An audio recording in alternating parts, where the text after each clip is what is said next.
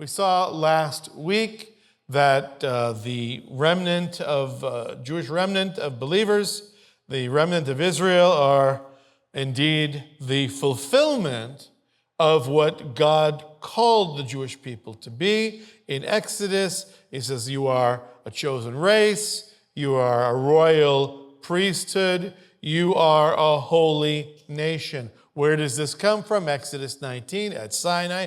This is that passage that goes in coordination with the rejection of the direct voice of God that we referenced in our passage from Deuteronomy 18 this morning. And this, of course, is the call for the Jewish people at Sinai. And Peter is applying them to the remnant of Israel, those who believe in God's provision, the Jewish remnant, so that you are a people for God's own possession. This, of course, comes from Torah as well. Deuteronomy 7, God has chosen you to be a people for his own possession out of all the peoples in the earth. And Deuteronomy 14, not too far from that previous passage, he's chosen you to be a people for his own possession out of all the peoples who are on the face of the earth. And the Italian prophet Malachi, he says, on that day I'll prepare my own possession. That's 3:17, the Jewish people. They are mine. So why is this not speaking of the church in general? Now, in addition to the fact that Peter tells us in the opening verses to whom he's writing, whom he is addressing, which is the diaspora, the Jewish remnant living in North Asia Minor, it is just contextually sensible because this passage cannot be speaking of the church, but only the remnant of Israel, because first of all, regarding a chosen race, the church, as we know, is not a race. It is a collection of many races. That is the point of the church. It is unity amidst diversity. Royal priesthood, this is the fulfillment of the calling of Israel at Sinai, a nation of priests. And speaking of nation, a holy nation, the church, no matter how people have attempted to impose the church into the government, and we're going to talk about that, and trying to impose the church into the nation, the church is not a nation. It's a collection of believers from every nation. And the people for God's own possession, this again fulfills the calling of Israel at Sinai. It's a quote, it's a shout out, a reference. And what is the point? So that you may proclaim, the Jewish remnant has a mission. They have a call. The gift and call of God is irrevocable. They are to proclaim what? The excellencies of him who has called you out of darkness into his marvelous light. So we are, the remnant of Israel, are of all people on the earth. We are his PR people. We are his public relations. We are on the front lines. We're supposed to be on the front lines, proclaiming to a dying world, a dark and dismal world, that there is light, and the light is indeed through Yeshua, because he has called us out of darkness into his marvelous light. You were once not a people, but now you're a people of God. You've not received mercy, but you now have received mercy. This, again, is not a reference to Gentiles or to the church, because we have quoting here is from Hosea, and Hosea in context is talking, no question about it, to the people of Israel. He's saying to Israel, you have so defamed me that I am done with you. I am through with you. But how can I be through with you forever? I can't. And so the people of Israel in Hosea, just as Hosea marries a prostitute and he puts her away, but then he loves her so much that he must take her back. The Jewish people are like that. Though we have prostituted ourselves with other gods, God cannot ever let us go. You had not received mercy, but now you have received mercy. There's judgment. The Jewish people have received judgment, and there's more to come. But they have also received mercy. Right? Hosea 1:10, yet the number of the sons of Israel will be like the sand of the sea, which cannot be measured or numbered. And in the place where it is said, to them you are not my people. See, the place where it said to them, the sons of Israel, not the church, not the Gentiles, where it said to them, you're not my people, it will be said to them, you are the sons of the living God. And the sons of Judah and the sons of Israel, the north and the southern divisions, will be gathered together, and they will appoint for themselves one leader, and they will go up from the land, for great will be the day of Jezreel. Say to your brothers, Ami, and your sisters, Ruhamah. Remember, he had named his child Lo Ami, not my people, and another child, not loved, Lo Ruhamah, but now you are loved. I will sow her for myself in the land, Hosea 2:23. I will also have compassion for her who had not obtained compassion. And I will say to those who are not my people, you are my people. And they will say, you are my God. This is, of course, the great covenantal ideal. We see embedded in every covenant throughout the Hebrew Bible. Always the call, I will be your God, and you will be my people. And it always seems so nice and intimate and beautiful and romantic and powerful in the original contract and in the bloom and the blush of fresh covenantal agreement, but it never works out so well. But eventually it will, on the new covenant, and the Jewish people will indeed come back to him. They will be his people, and he will be their God. Very quickly, I urge you as aliens and strangers, abstain from fleshly lusts, which wage war against the soul. You get your body involved in stuff, whatever level of bodily activity you want to imagine. Any way you slice it, it affects that which you engage the exterior in, invariably affects the interior. They wage war against the soul. They're poisonous. Therefore, you, diaspora, remnant of Israel, keep your behavior excellent among the Gentiles, among whom you're living, so that in the thing in which they slander you as evildoers, that they may, because of your good deeds, as they observe them, glorify God on the day of visitation. Two things I want to point out. Let your light so shine, as Jesus said in Matthew 5, let your light so shine before men in such a way that they may see your good works and glorify your Father who is in heaven, so that if anybody has anything to say against you, they'll see you're such a good person, such a do-gooder, that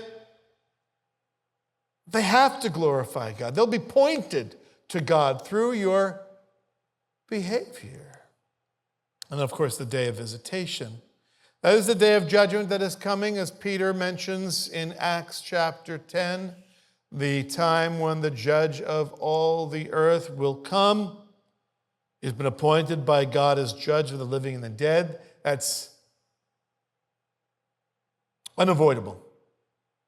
We'll all be judged, whether we're believers or unbelievers.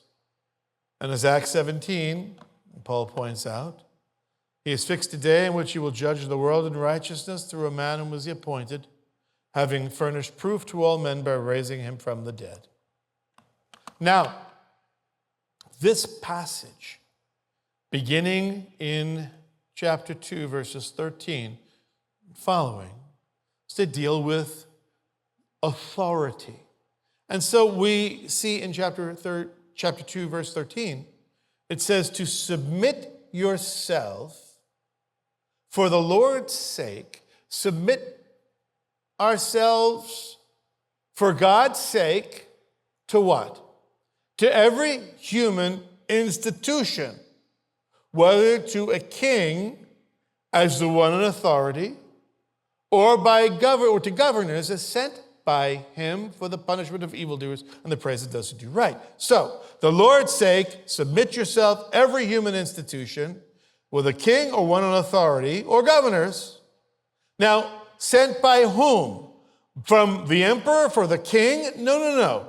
Him is God. This is the point of every human institution. It is established for the Lord's sake. And so whether it's king or whether it's governors or whether it's mayors or whatever the case may be, they are sent by him, by God, by the Lord, for the purpose of what?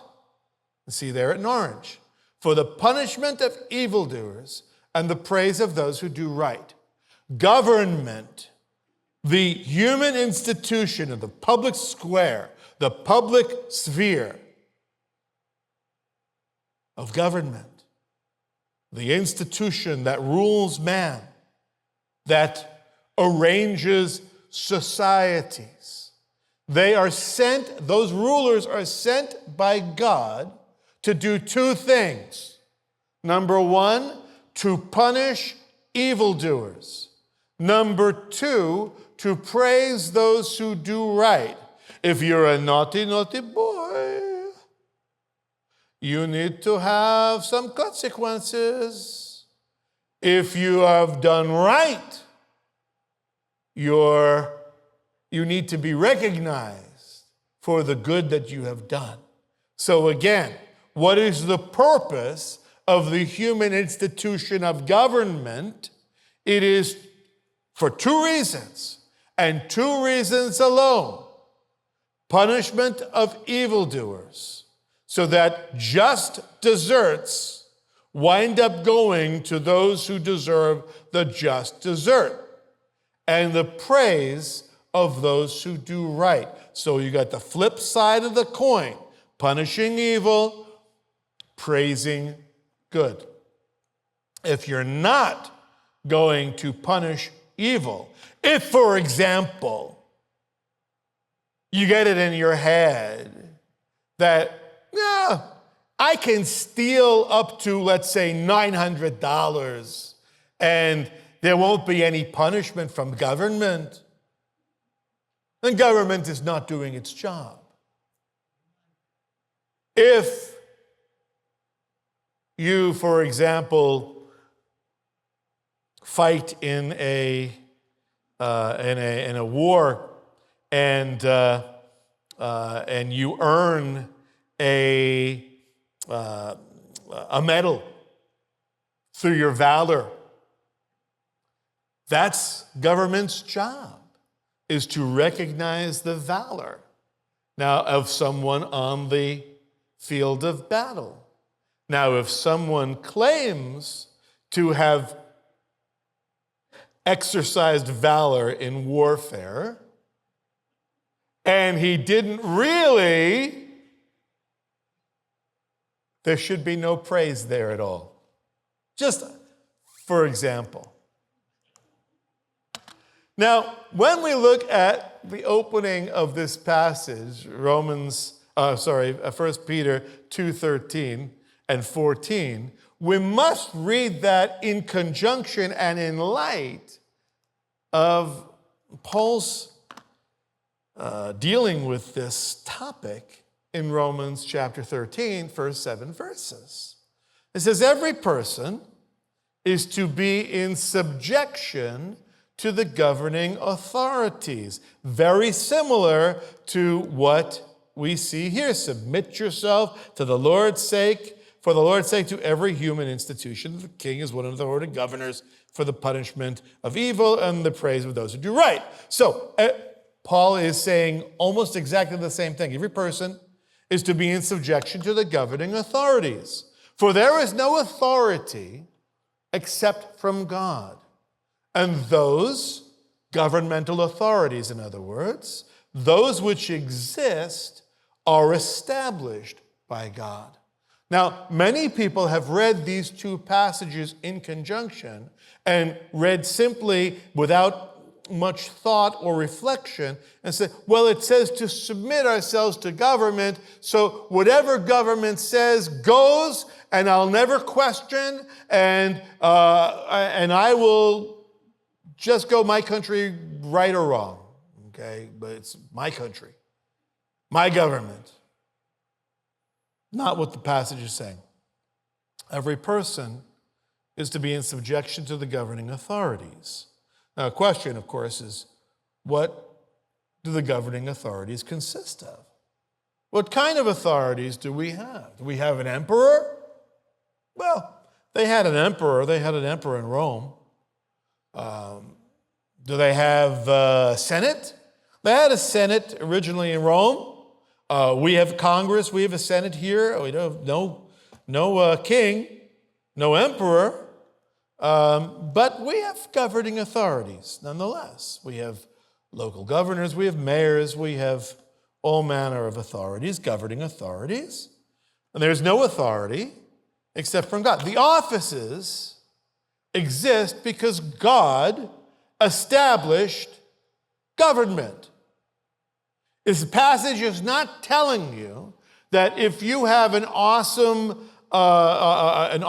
terrible emperor like Nero, for example, or Domitian, that we must submit ourselves to the evil governor. It's not to say that if you get a president or a Congress with whom you disagree, that you don't get to actually have your own opinion as to where they stand in light of what God is doing. The individual president, the individual governor, the individual Congress, the individual mayor, they are not established by God. The role that they are functioning is. There's no authority except from God because God invented government. So whatever kind of government you had, you can be sure that that government is established by God. Those which exist are established by God. Therefore, wherefore? What? Whoever resists authority has opposed the ordinance of God, and they who have opposed will receive condemnation upon themselves. If you are an anarchist trying to blow up the government, trying to put on a mask and shut government down, saying you've opposed God. You're opposing, if you resist authority, you've opposed the ordinance of God. They who have opposed will receive condemnation upon themselves. And here's how you know if you don't like government, whether or not you have the ability to say something, to act out on government, on what you think government is doing. Rulers are not a cause of fear for good behavior, but for evil. You want to have no fear of authority, do what is good, and you will have praise from the same. This agrees perfectly with what Peter says. Government exists to praise the good citizens. If you've done good, you should be rewarded. For it is a minister of God to you for good. It doesn't say that he, this king, this governor, this president, is a minister. It said, no, government, is a minister of God to you for good. But if you do what is evil, be afraid, for it does not bear the sword for nothing. For it is a minister of God, an avenger who brings wrath on the one who practices evil. If you practice evil, just for example, protesting in favor of a terrorist group and calling for the eradication of Israel with your chants for intifada and from the river to the sea, free, free Palestine, if, for example, you do this and government does not shut you down at minimum or to bring wrath upon you for incommensurate with what you are saying and what you're doing, then government is not doing its job. Government has failed. And so while those who are protesting without due cause, and government, because it is not reacting to those protesting without due cause, we have the right to say government is out of line. Government should do something about it. Now, what should we do about the fact that we think government is out of line? That's a different story. Right? Therefore, it's necessary to be in subjection, not only because of wrath, but also for conscience sake. There's something inherent in us. We want to get along in society. And we know that it is right to get along. Now, sometimes going along to get along, you've got to weigh, well, what does my conscience say? Can I go this far to get along? Or for conscience sake, must I say, no, I must stand against government? We'll see what the reactions you can have, the various different reactions. For because of this, you also pay taxes, for rulers are servants of God, devoting themselves to this very thing. Very few of us think of our government as God's servants. And the reason that most of us do not think about government as God's servants is because they don't seem to devote themselves to this very thing, to being servants of God, to the extent that governing authorities view themselves as devoting themselves to being servants of God when we can have a conversation. But most of them are not aligning because, as we all know, there is a great separation between church and the state, right? Those of you in the citizens, biblical citizenship, you know about this from this morning. There is, in the public persona, our rulers are to be secular. And if they have a religious propensity, or even if they speak in religious language, they're out of bounds. Even though every single one of our rulers, every single one of them, is called on to put his hand, is to put his hand on the Bible and swear fealty under God to the Constitution. Well, that's in our country. Obviously, Rome didn't do that. But even under Rome, with a Roman emperor, with Roman Senate, they viewed themselves as serving not God, our gods. They viewed it as a religious duty. And Paul concludes by saying, "Render to all what is due them." Very similar to what Yeshua said. Render to Caesar what is due Caesar, to God what is God's. Tax to whom tax is due, custom to whom custom, fear to whom fear, honor to whom honor. There comes a point where we cannot honor leadership. We hit a wall regarding fearing them and giving that which is due them when they overstep and demand that what is due them is actually that which is due God. Which is why we see here in Acts 4, Sanhedrin telling the apostles don't speak in the name of Jesus anymore. No more talking about that. Peter, John answered, he said, whether it's right in the sight of God to give heed to you rather than to God, you be the judge. Sanhedrin, it's a room full of judges. You are the judges. So you want to judge?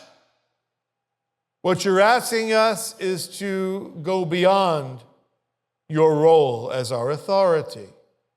And we cannot obey you and God. That's why he says in 529, in his second encounter with the Sanhedrin, he says, we must obey God rather than men. Sometimes that's the way it goes. Sometimes government is saying, no, you need to make a choice. What we're asking of you, for example, we're going to take your tax dollars and we're going to give your tax dollars, we have a line item, and we're going to devote your tax dollars to Planned Parenthood. That's a problem.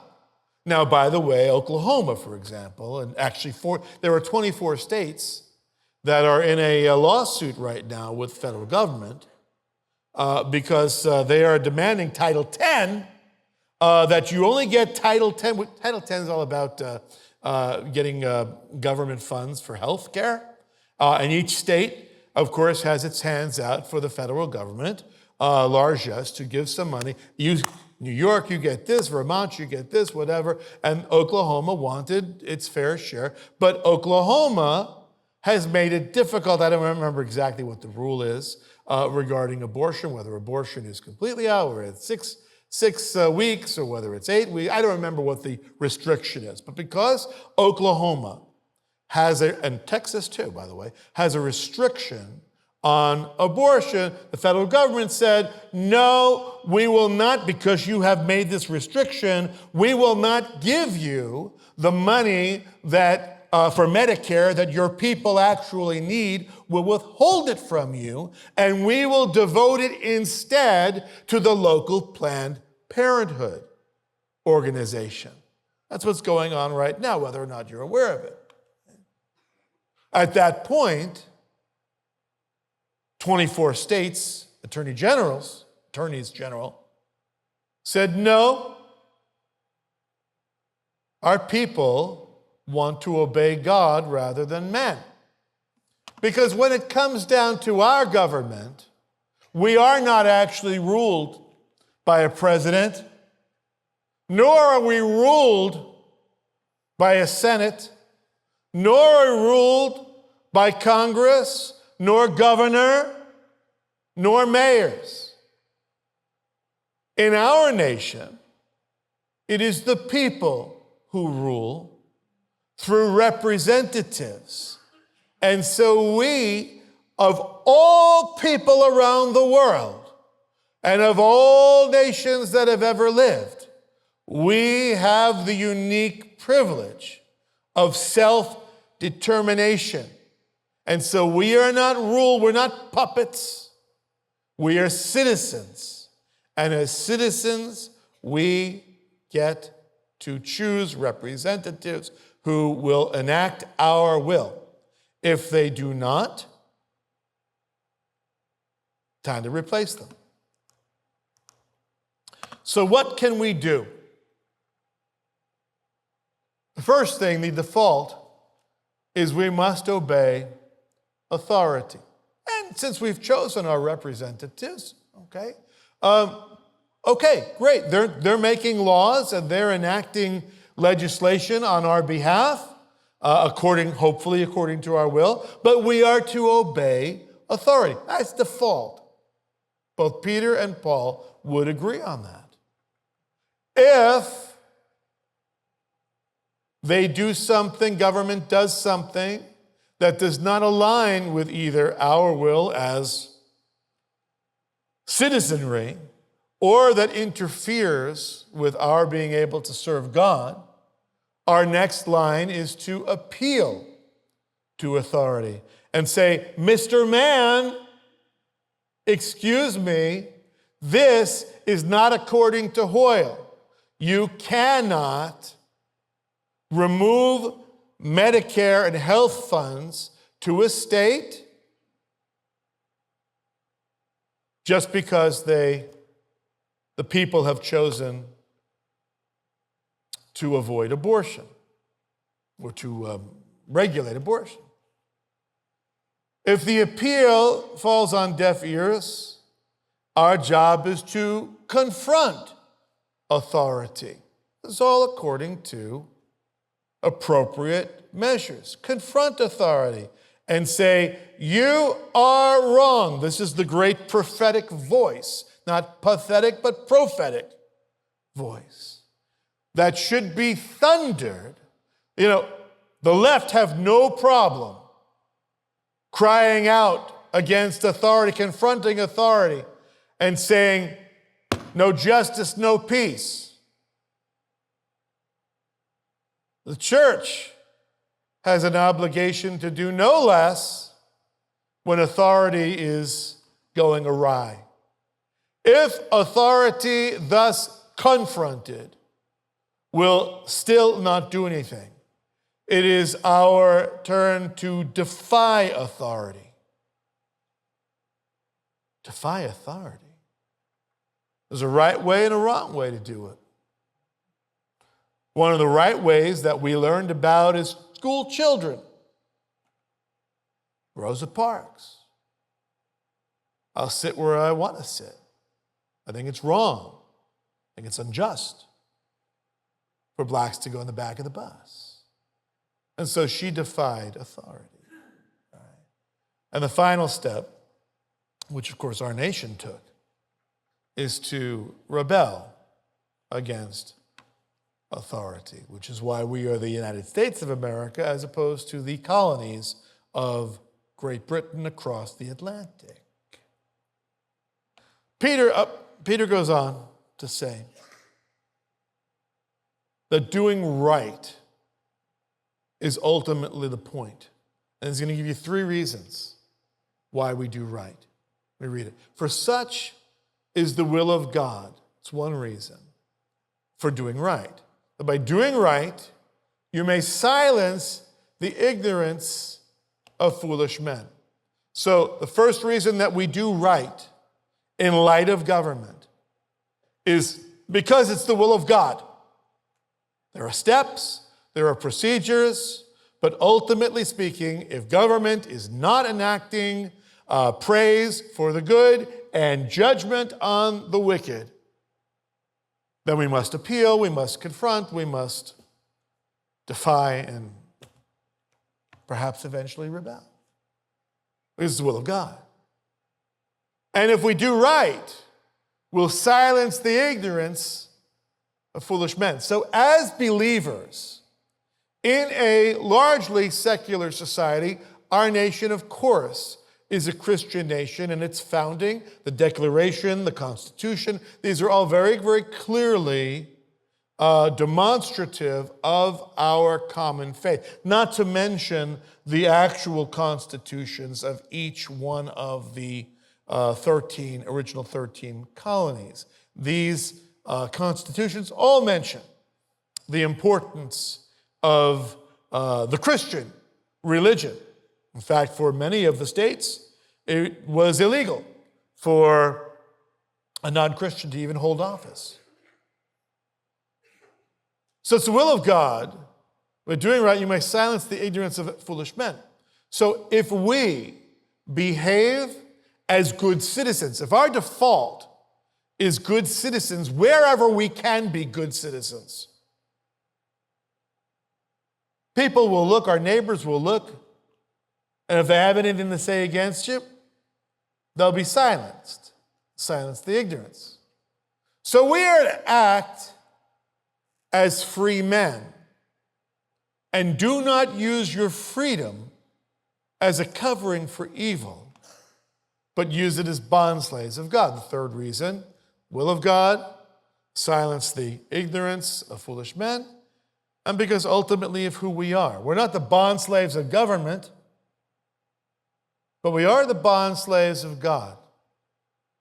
We've all got to serve somebody. The words of Bob Dylan, Got to serve somebody. Who are we going to serve? Serve the man? Serve the government? Serve our God. We are servants of God, bond slaves of God.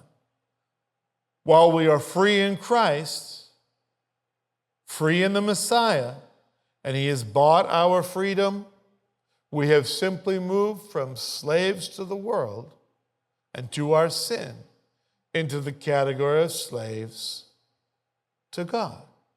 We serve him, and we serve him in every sphere.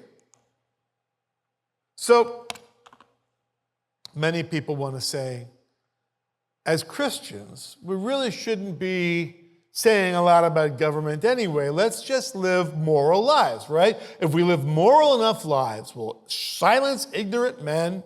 It'll be God. It'll be the will of God, and we'll demonstrate that we're bond slaves. But if believers were to withdraw from civic life and merely enjoy moral life, be good people.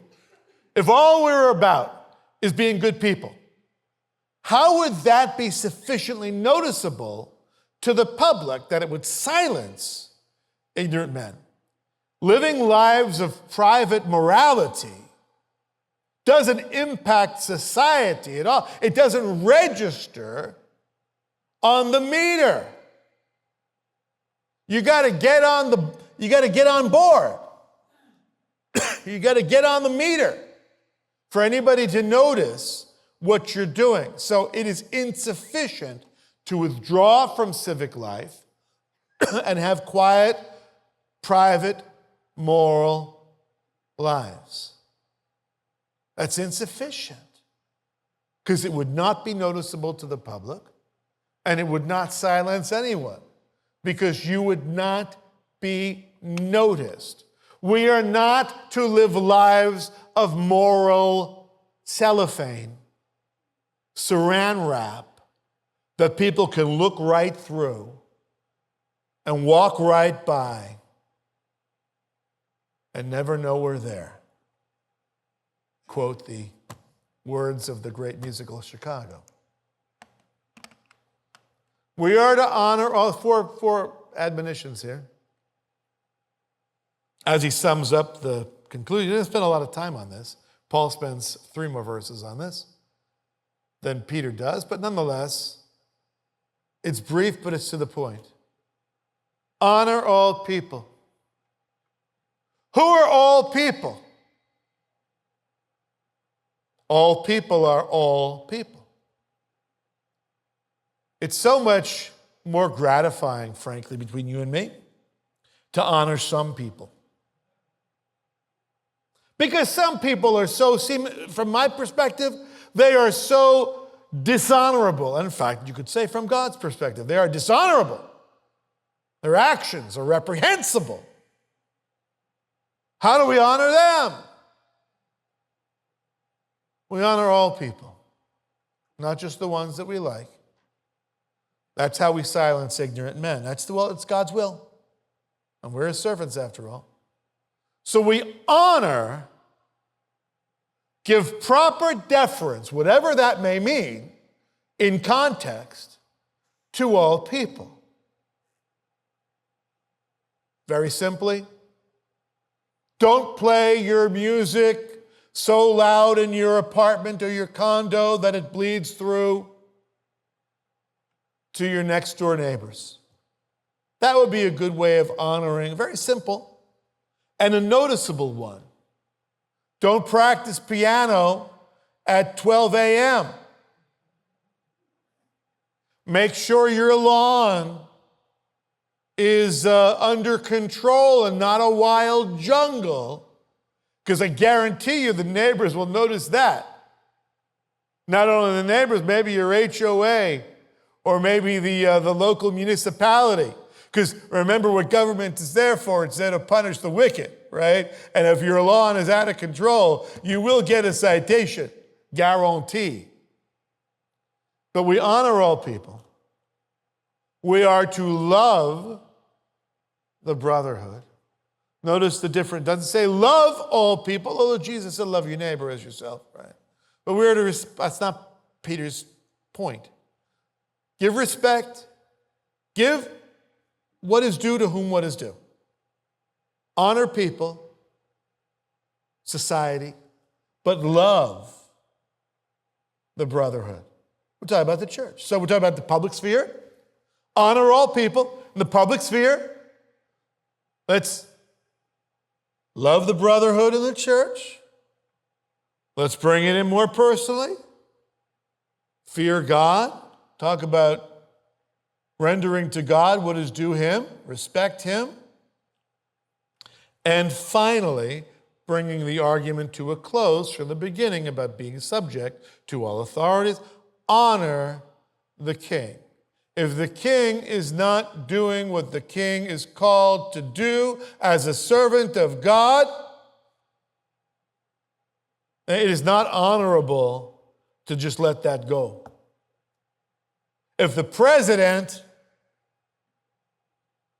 acting in our names, he's not the king, he's not the emperor, if he determines that he's going to enact legislation, or he's going to force through legislation, because remember, the president doesn't even write legislation, just writes executive orders, which is not even proper. But nonetheless, they've gotten in the habit of doing so. If the king does something, if the president does something that is against the role of government, as laid out in Peter and Paul, we need to say something. What do? It's going to be in order. It's going to be, here we go, obey, appeal, confront, defy, and rebel, ultimately. Right? We're going to have an opportunity in just 2 months to do what's appropriate, to vote. We don't like what we're going to see, what we see, we vote. And we select a new representative. And that goes for Congress, for Senate, for all various different offices.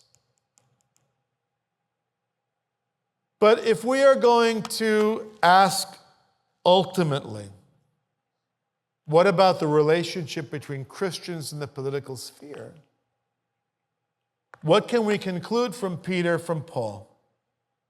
What role do we believers play in the political sphere? Obviously, we play a great role in our nation because this is government of the people, by the people, for the people. Next week, we'll look at the Constitution, Constitution Day, and we will indeed take that apart. We'll see what's what. So Christians must have a voice in the public square, in the political sphere. Remember, there are 3 spheres that are established by God: home, church, and the public sphere. So the home sphere, church sphere, 3 institutions established by God. Right? Now, if the home goes awry, if I know something's going on in your home that's unhealthy, unholy, inappropriate, the church can get involved in your home. I hope we do. Furthermore, if something is going on in your home that is actually illicit and illegal, the government can get involved in your home. So 3 spheres. The home can be checked by church or by the public square, by government. But what about the church? If something is going awry in the church, then those who are all of us in the home sphere can say something to our church and say, this is wrong, stop it. The home has the right to check the church.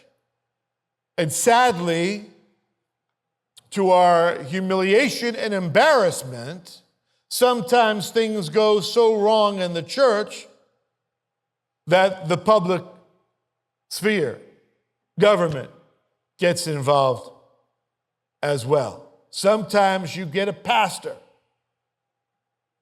who has acted incredibly inappropriately and broken the law, in which case sometimes government has to get involved in the church. So, home can be affected by the church and the public square. The church can be affected by home and the public square. Who checks government? Do we get to have a voice in government, in the public square? Is it okay that the public square can interfere in my home and in my church, but that the home and the church has nothing to say to the public square? Doesn't make any sense. Every one of those three institutions gets to check one another, and that includes government. So, the church shouldn't get involved in politics. We all know that, right? That's a given in our society. Not so fast. I'll never accept that premise. I accepted it for too many years of my life, in ignorance and in fear. The church has much to say, and we, of course, as individuals and families, have a great deal to say about politics as well. And so we can get involved. Let me tell you a very simple way to get involved in politics. I have a lawn sign. I have 10 right in this room, probably another 4 or 5 in my car. Pray for America. For all in authority, God desires all to be saved. That's one very simple way to make a statement in your own neighborhood, in your own sphere. Make a political statement. That is a religious statement, a political statement, and a personal statement. So if you want one of these, come and see me. I have them in the back of the room. But ultimately, here's the question that I have. I say whatever I want to say about government, and we are the people, we are the government, and it's our say, our representative. But it sure does seem like a lot of God's people are not giving a lot of thought or proper thought to whom they select as the candidate of choice. You look and you say, okay, well, what's going on with Christians? And first of all, so many Christians not even getting involved. I believe the amount is 4 out of 5 Christians don't even vote. Or maybe they'll just vote for president, but they're too busy, disinterested to vote down the ticket. President actually is like, honestly, it's like your least consequential of all your votes that you get to do on election day. The order of importance actually is from the ground up. Who's going to actually affect you personally? Your school board, your local council. Those are the ones that are super important. Those are the ones that we don't bother to investigate. Our congressman or woman, our senator, of course, and finally president. Those are not unimportant, but you got to vote all the way down. But most Christians don't bother.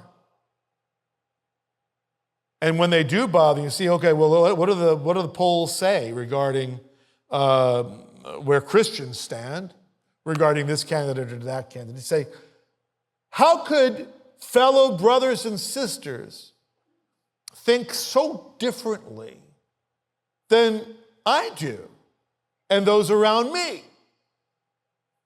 To which I would ask, how can our exposure to God and His Word compete with our exposure to culture's call?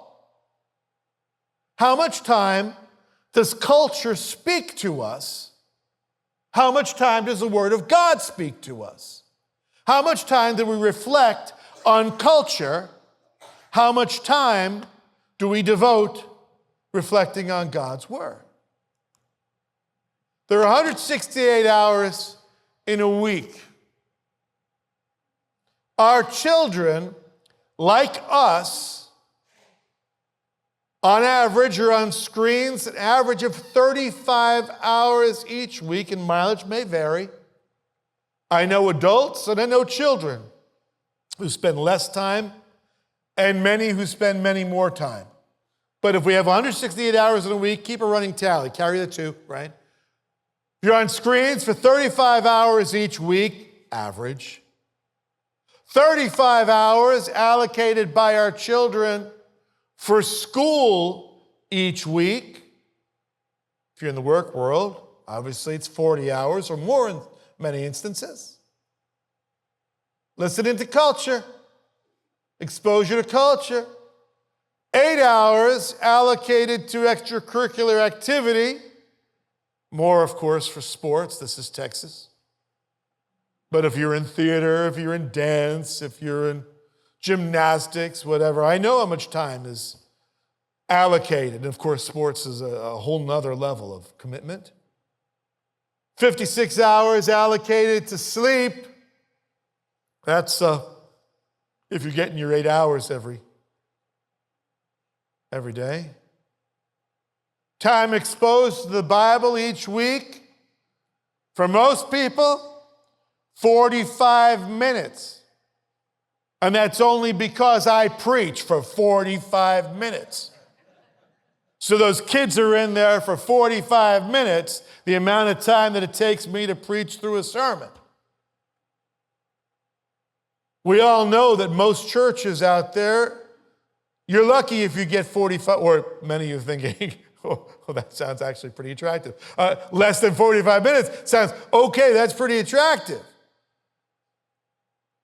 But I know that most people do not have their children especially, but adults as well. They don't have the habit of reading the Bible, quiet times, study time, involvement in Bible study. And even if they did, how do you compare 5 hours of screens, whether it be television, computer, internet, games, how do you compare that plus school or work? How do you compare that to 20 minutes every morning reading the Word of God, if you do that? Most, it's really 45 minutes, maybe an hour a week. So you're looking at the church and you say, why is the church so confused on what seems to be pretty clear moral issues? I would say because of the input they're getting. How in the world can the Bible compete with culture? Watching a lot of YouTube videos lately on nutrition and health. And I realize probably far too late, decades too late, that I have been eating the wrong foods for my whole life. And now, in these final decades, try to make up, right? You are what you eat, ultimately is true. And you think like what you spend time reflecting on. And if all you're reflecting on is the screen's reflection on you, then no wonder it's so confusing to make a moral judgment in the public sphere. Everybody says, oh, I understand the Ten Commandments. I understand that murdering somebody is wrong, stealing from somebody is wrong. Again, asterisk, $900 or less is exempt. But everybody knows that stealing is wrong, adultery, whatever the case may be. But reflecting God's values in the public sphere, choosing people who will stand up for what God values as opposed to what culture values, this is more of a challenge. So I'm going to challenge you to attempt to at least mitigate the time that you spend exposed to culture and try to bring up the ratio of time exposed to God's words. And ultimately, it may be too late for our nation, where we are right now. Like my diet, my dietary habits. I don't know. Might be too late for me to make meaningful changes that will impact as much as of course they'll make some impact, but as much as they would if I were 30 as opposed to where I am now. But when I look at our nation's future, I think about the prayer that we say every week, I say every week over our children. And ultimately, it's very true that we hold our nation's future in our hands. As we carry the torch of citizenry today, it's our responsibility now and raise tomorrow's voters.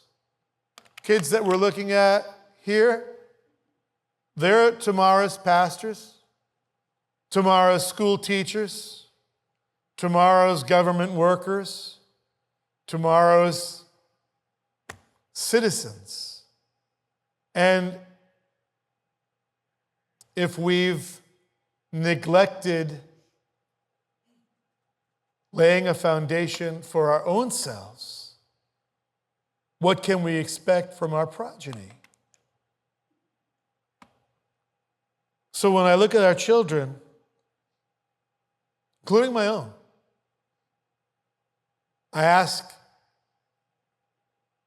what kind of citizens are we producing? And then I look back in the mirror. Because it's not over yet for me, and it's not over yet for you, and it's not over yet for our nation. What kind of citizens are we producing here at Beth Sar Shalom? Informed by culture or informed by God's word? Informed by the screens that we are always in front of, or informed by the page that contains eternal truths? Our nation is in our hands. Ultimately, it's in God's hands. But God has given us the responsibility, because all institutions, right, they're established by God. So that includes this. God has determined that America is going to be a constitutional republic. But if we refuse to play along and yield ourselves to that which God has, to subject ourselves to that which God has established, a constitutional republic for America, what is to become of us? How can we look at ourselves in the mirror? How can we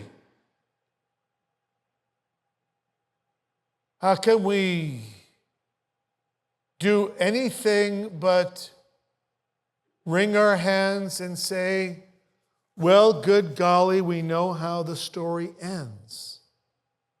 And we know that God wins in the end. Yeah, he does. God has victory. His people have victory in the end. But between this moment and that moment, is a road that we must travel. We travel it together. And as we do, let us subject ourselves to God's institution of government as established, because it is His will, because we are His slaves, and because our public actions, seen publicly, our public statements, the courage that we exhibit, will silence the ignorance of an ignorant culture.